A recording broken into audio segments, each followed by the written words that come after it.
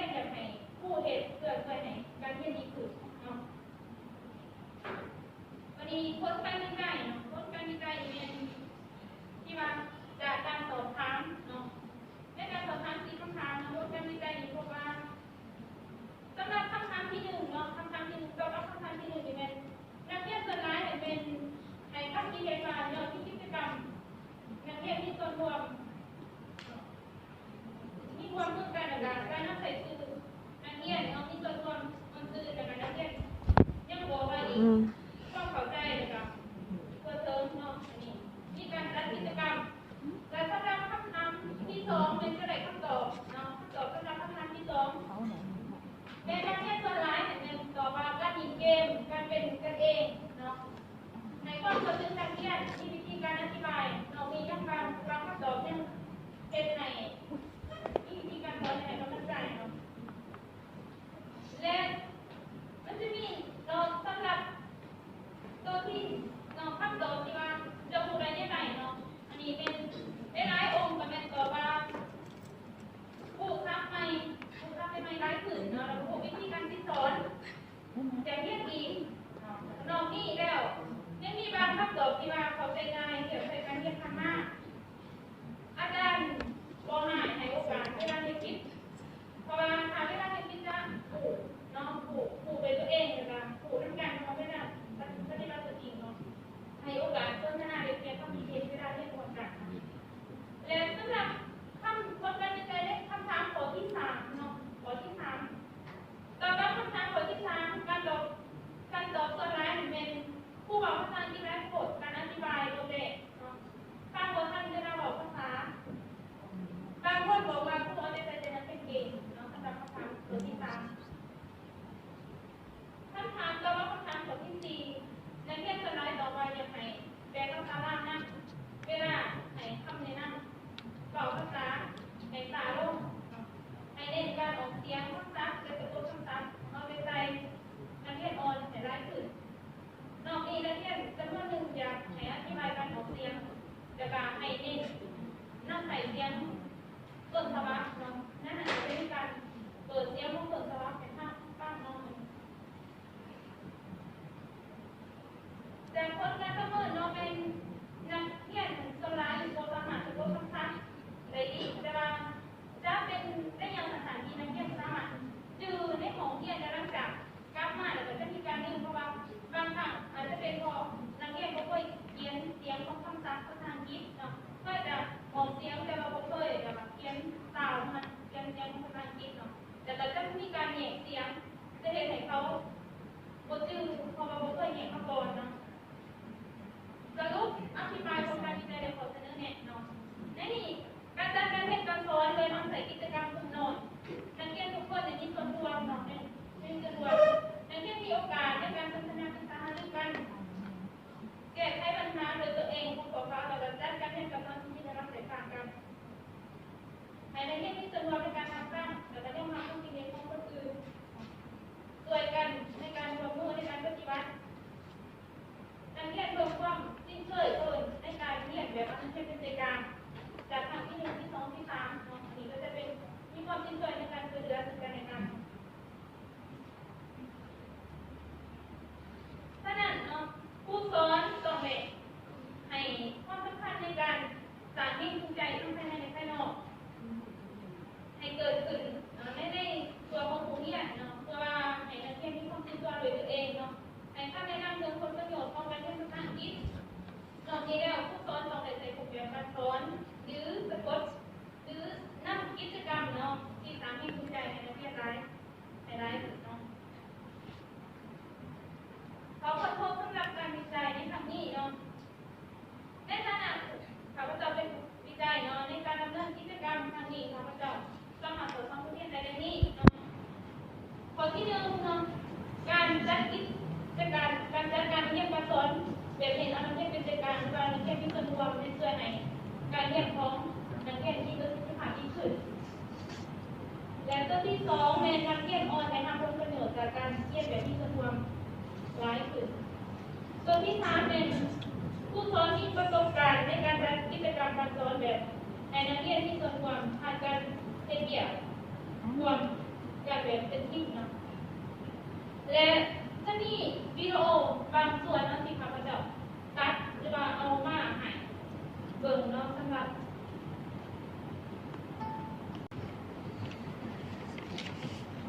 บการวิจัยของข้าพเจ้าเราได้มีทำงานที่ว่าการทำงานกับขอบใจคณะกรรมการที่ว่าในการทำฟังทำของทาง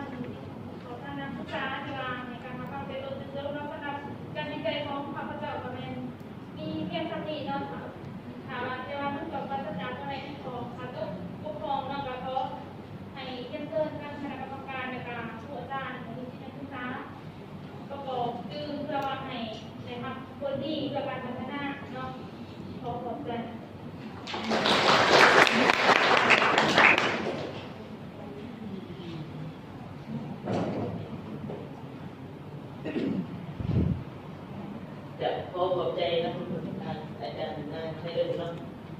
นำเสนอเกี่ยวกับผลการวิจัยในวิชา pronunciation คือว่าในตอนต่อไปถามว่านักศึกษาเฮาผ่านการทำฟังเนาะนักศึกษาเฮาหรือว่านักวิจัยผู้อาจารย์เฮาก็อยากถามว่ามียังสนใจเลยเราลองยกประเด็นว่าสนทนากันนึงไหนเวลาประมาณ5 นาทีให้มีอยากจะถามบ่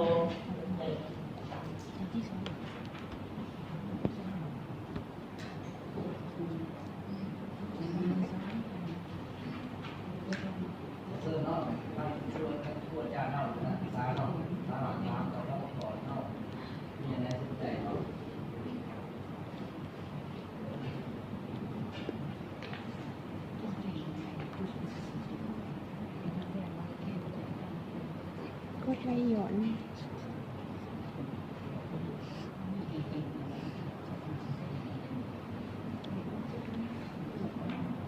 โดยเฉพาะเป็น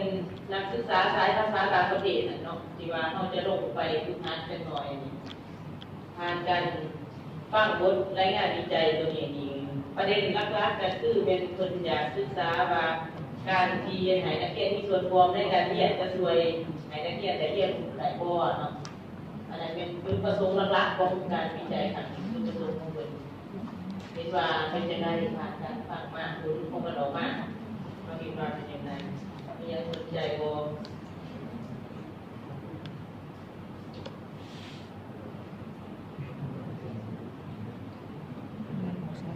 การ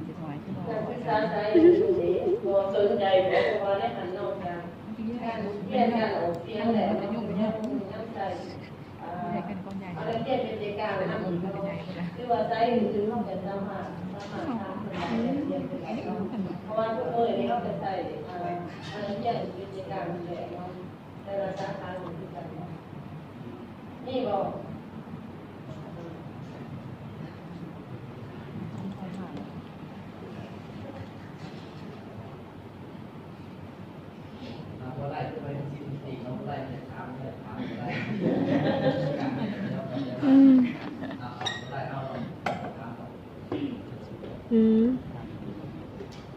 นี่ผู้เดียวเหรออะไรอ่ะสอง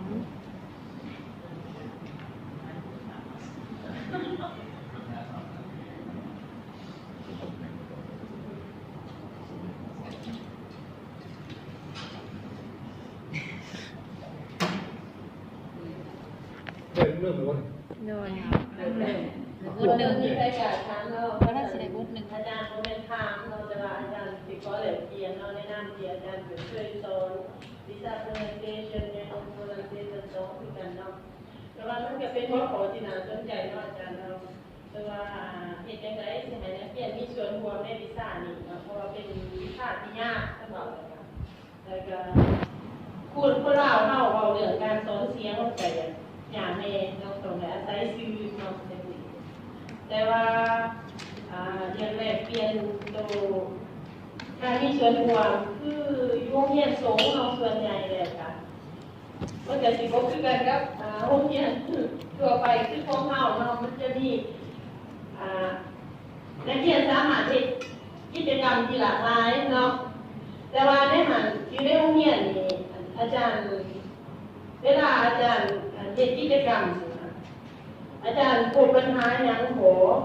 ในการใส่นักเรียนเป็นผู้ใจกลางนะในการสอนวิชา pronunciation ในการจัดกิจกรรมในหอน้องประกอบใจน้องทำงานอาจารย์เนาะอันนี้ก็เป็นเรียนที่ไหนจะจริงก็ที่ว่าถ้าแบบน้องแต่ก่อนน้องไปเรียนไปสอนในตรงกับบ้านตัวอย่างน้องก็ต้องควรก็ย้อนว่าเขาเป็นข้าราชการเป็นยิ่งอีกตอนที่ว่าตอนประตูเรื่องมากที่เห็นน้องอย่างเวลาฉันไว้กิจกรรมน้องคือทั้งหมดจะต้องหันจะไม่กิจกรรมเด็กนั่งกระแตตัวเป็นติดเนาะแต่ว่าคือประตูนี้ก็จะเจอปัญหาจริงแค่ไหนเพราะว่าคือเขาประจับจะอยากจะได้เห็นยิ่งก็กีฬาฐานเห็นในนี้ที่ส่วนรวมในแต่ละครั้งเนาะที่ว่าเขาสามารถร่างแผนละเอียดเนาะก็จะให้ห้องง่ายขึ้นกับนักศึกษาจะแต่ก็มีเสียงต่อมานักศึกษาเช่นแบบนี้มวลเช่นแบบนี้ค่ะก็คือข้าพเจ้าเราคือเสียงคนนั้นจะได้แง่ออกมาเนาะแง่คือว่าเสียงอ่าน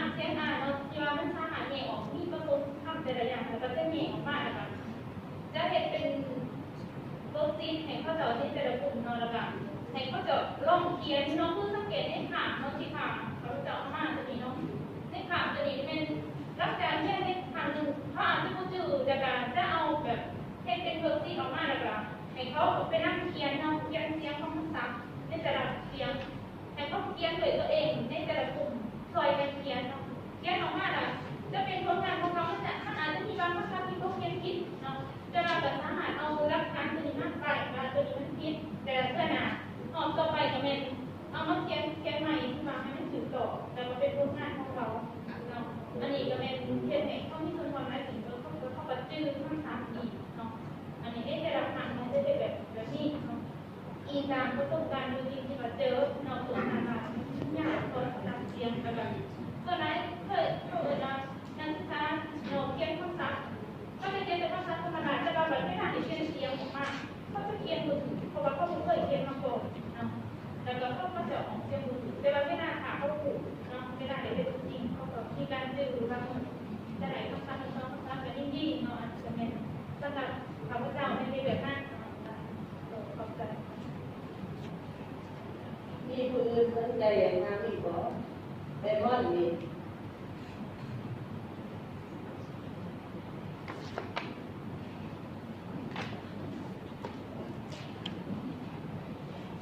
ยินดีขอบใจนะอาจารย์ที่ว่าอาจารย์พอได้เรียนเขากลับไปบึกบนบทเรียนเขายังพอเป็นคำบอกที่เขาอยากใส่เขาอยากเป็นอัน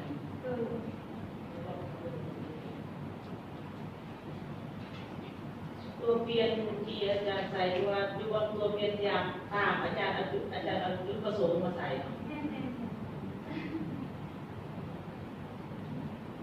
เวลาเขาเอาตัวเปลี่ยนตามมาใส่เขาจะเอาคำบอกเป็นจุดผสมมาใส่มันจะเป็นคือเพื่ออาจารย์มาใส่เป็นเพื่อให้นักเรียนเชื่อการคือยกตัวอย่างเลยก็คือยกตัวอย่างตัวเปลี่ยนตัวอาจารย์จะเป็นกระบวนการในการตัวเก็บเอานักเรียนเป็นเอกลักษณ์อันในความเป็นจริงแล้วการที่อาจารย์สอนเก็บเอานักเรียนเป็นเอกลักษณ์มันสามารถท่านเราได้ในหลายของเองมีหลายอันเนาะมันเป็นคำบอกที่กว้างกว่าแต่ว่าอาจารย์ได้บอกเขาอยู่ว่าเป็นประสงค์ของอาจารย์เราที่เอาแบบให้นักเรียนมีส่วนร่วมเนาะอันนี้เป็นตัวที่ว่าอาจารย์บอกครับแต่ตัวเปลี่ยนตามก็คือบนคำบอกอยู่บนตัวเปลี่ยนตามนี่พอถูกน้อยอาจารย์เนาะเขาเลยเปลี่ยนเหมือนมันสมบูรณ์น้อยอาจารย์เนาะมันจะใส่คำว่าเพื่อส่งเสริมอย่างนี้เพราะว่าตัวนี้มันเป็นจุดประสงค์ของการอาจารย์ตัวเปลี่ยนตามก็คือการมีส่วนร่วมในการเรียนของนักเรียนแต่การคนการเรียนของนักเรียนตัวนักเรียนตามอะไรแค่นี้แต่การรักษาการสอนของผู้บริหรือวิธีการสอนของผู้บริมันจะใส่เป็นเกรดเป็นมาลีไว้จะบอกเป็นแต่ว่ามันจะบอกเป็นคำบอกเรือมาใส่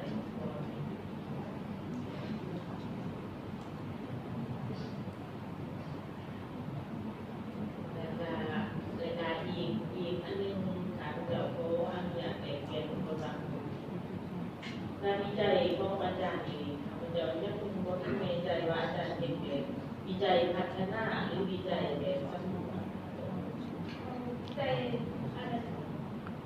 การนำประสบการณ์ในที่พัฒนากับตำรวจนั่งตัวคือเขามีไหนกับแบบตำรวจอะไรใส่คำถามโอ้ยเนี่ยในการสังเกตการมีส่วนรวมของนักเรียนถ้ามีคนใส่การสังเกตมาเป็นอะไรแบบพัฒนาใหม่พัฒนาเป็นยังไงมีการฝึกมามาสังเกตขึ้นในแต่ละครั้งเด็กแบบนี้เขามีส่วนรวมบอกแบบนี้ก็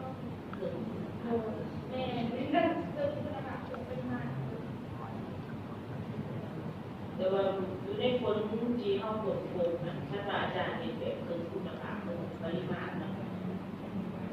คำตอบที่อาจารย์ได้มากเขาจะเห็นแต่ผลของมันเป็นเขาจะได้จากการสำรวจคำถามนั้นตัวที่ว่าที่อาจารย์ว่าสังเกตแต่ละครั้งอาจารย์ท่านได้นำเสนอตัวของมันมันประมาณนี้ก็เป็นเห็นแต่ว่าที่เป็นเส้นแต่บางคนเอามาทำเป็น อย่าง โดย โอเค จะเป็น นี่ โด ได้ ยโดยเป็นเปอร์เซ็นต์ต่อที่เปอร์เซ็นต์โดยที่เป็นที่ในบทบาทจะไม่ได้มีอ๋อไม่ได้แล้ว จะเข้าใจจะแต่ท่านน้องพอเวลาจริงๆเขาเข้าใจว่ามันเป็นบุญแบบไหนอะไรกับของพวกนั้นใส่เนี่ย